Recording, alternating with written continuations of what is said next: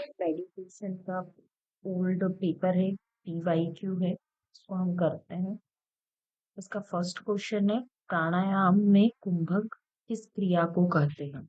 घड़ा भरना, श्वास छोड़ना, श्वास रोकना, श्वास लेना।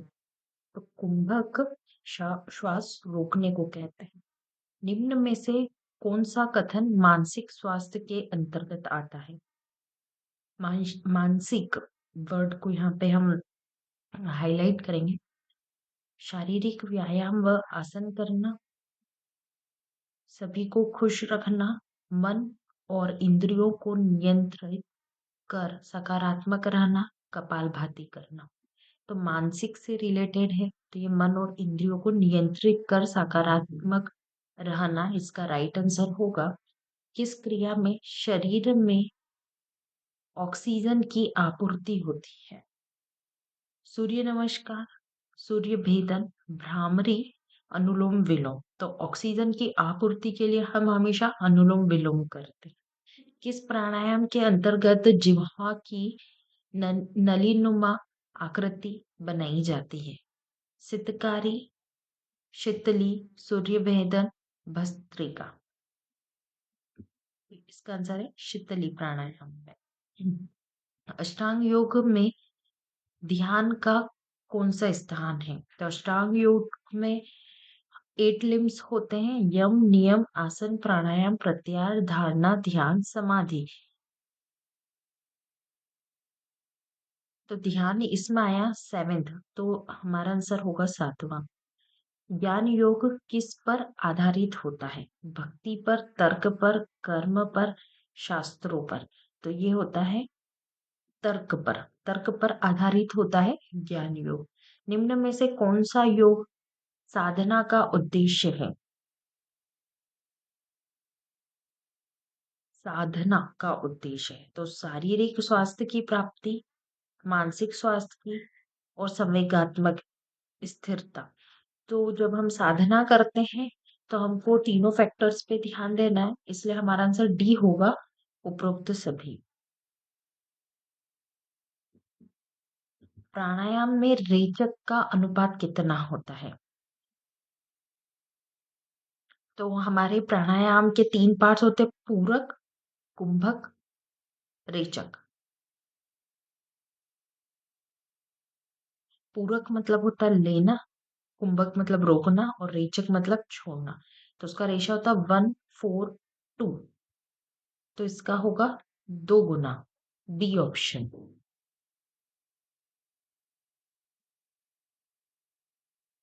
ये थोड़ा सा आंसर समझ में नहीं आ रहा है क्या लिखा हुआ है, ये क्वेश्चन को हम स्किप करते हैं। प्रणव ध्यान होता है संपूर्ण शक्तियों का ध्यान, जन्म मरण की मुक्ति दिलाने वाला, मोक्ष दिलाने वाला, उपरोक्त सभी। तो प्रणव ध्यान उपरोक्त सभी होते हैं। प्रार्थना को मान्यता दी गई है सभी धर्मों में, एक धर्म में, 2 धर्म में, किसी धर्म में नहीं। इसका आंसर अ होगा, सभी धर्म में। योगश्चित्त वृत्ति निरोध, यह परिभाषा किसके द्वारा दी गई है? तो पतंजलि ऋषि के जो योग सूत्र की है, उसमें पहले पाद का दूसरा श्लोक है ये, योगश्चित्त वृत्ति निरोध। यह पतंजलि मुनि ने दिया हुआ है। 13th।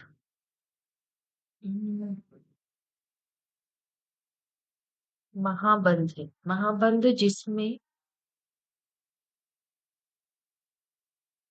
नहीं क्वेश्चन थोड़ा सा समझ में नहीं आ रहा। बंध जिसमें गुहा गुहा बंध जिसमें गुहा प्रदेश परेनियम का संकुचन प्रसार किया जाता है, तो इसका नाम गुहा बंध जो होता है उसको हम मूल बंध कहते हैं। तो इसका आंसर मूल बंध होगा। भ्रामरी प्राणायाम में किस योग को जोड़ा जाता है?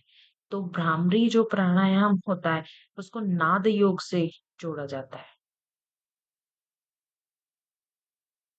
कपालभाति की में भाति शब्द का अर्थ है रोकना, तेज या दमकना, सफाई या बलपूर्वक।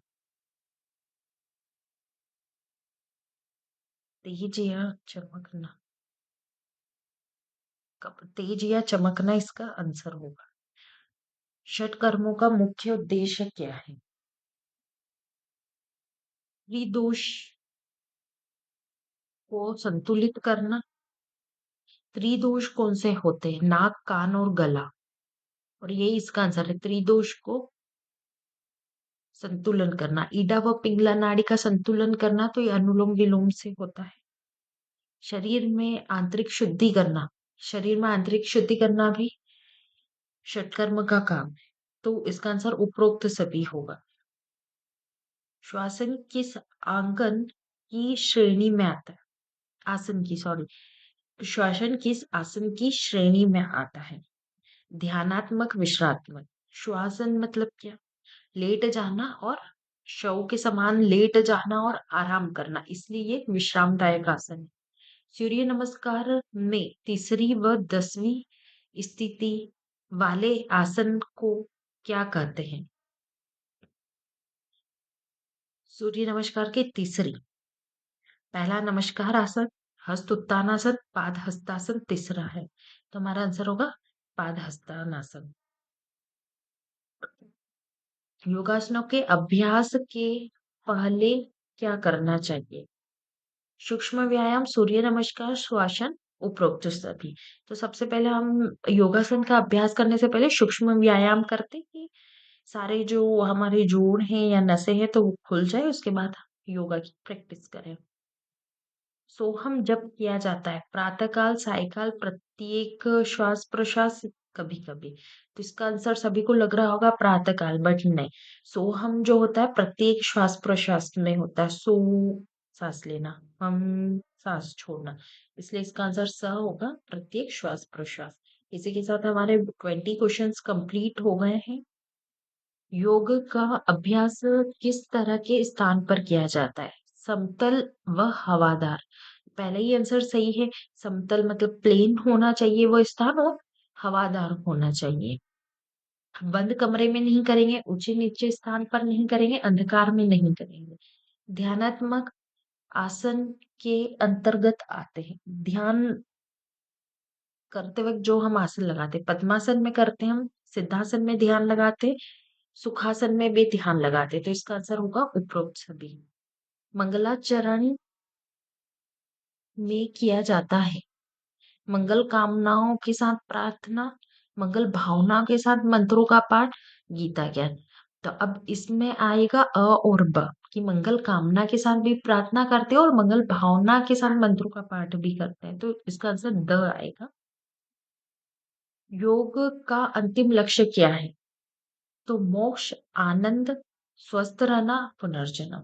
तो हम योग जो करते हैं उसका लास्ट स्टेज मोक्ष ही होता है। हम मोक्ष की प्राप्ति के लिए ही योग करते हैं। निम्नलिखित में से प्राणायाम नहीं है। सूर्य भेदन प्राणायाम है, भ्रामरी है, शीतली है, नाड़ी शोधन। नाड़ी शोधन को प्राणायाम में नहीं रखा जाता। नाड़ी शोधन मतलब अनुलोम विलोम करने ही होता है, तो वो पार्ट ऑफ प्राणायाम नहीं है। क्वेश्चन थोड़ा समझ में नहीं आ रहा है तो इसको हम स्किप करते हैं। विमान को सबसे पहले योग का ज्ञान किसने दिया है?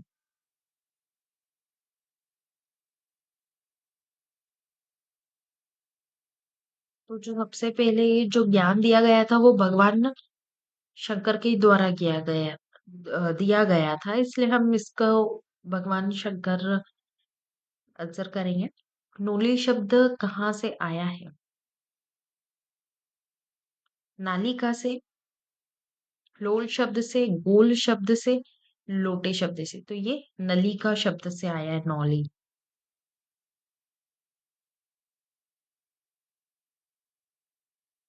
योग का अभ्यास करना चाहिए नित्य कर्म से निपट कर, टीवी देखकर, कभी भी अपनी सुविधा अनुसार।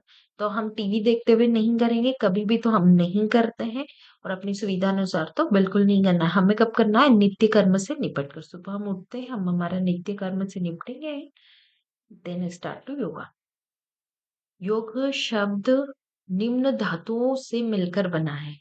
तो ये युज समाधो ये लिखा है। जो अ ऑप्शन है हमारा युज समाधो, इस शब्द से मिलकर बना है योग। अहिंसा किस योगांग का प्रकार है?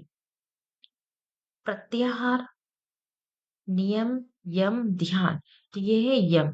हमारे जो महात्मा गांधी जी हैं, उन्होंने भी देश को आजादी दिलाने के लिए योगा का सबसे फर्स्ट फॉरमोस्ट होता है यम। और यम जब प्रैक्टिस करते तो उसके अंदर 5 पार्ट्स है, और उसका पहला पार्ट है अहिंसा। तो अहिंसा का रास्ता चुना था उन्होंने।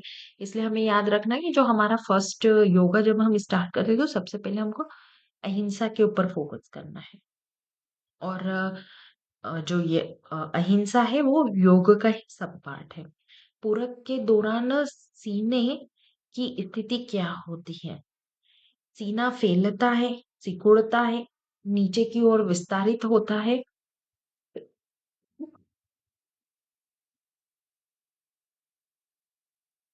सामान्य स्थिति में रहता है। तो पूरक मतलब होता है श्वास को लेना। तो जब हम श्वास लेते तो क्या होता है? फेफड़े या सीना फैलता है। तो इसका ऑप्शन अ होगा।